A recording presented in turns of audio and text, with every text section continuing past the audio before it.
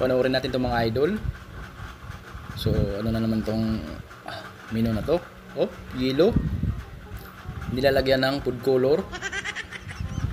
Kaiba na naman to Tapos nugasan. Baliwala lang din yung food color.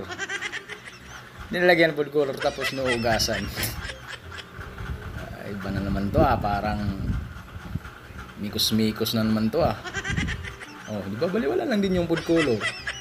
Tapos nilalagyan ng asin. Asin ba yan? Nilalagyan pa ng pampalasa. Meron pang lemon. Ano na naman to, chef? Kaiba na. Inihaw na yelo.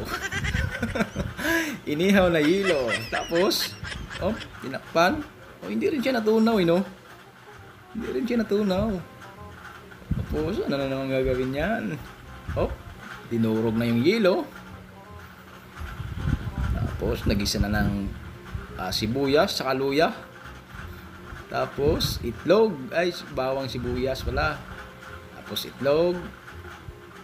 Nilalagay na yung mga ingredient.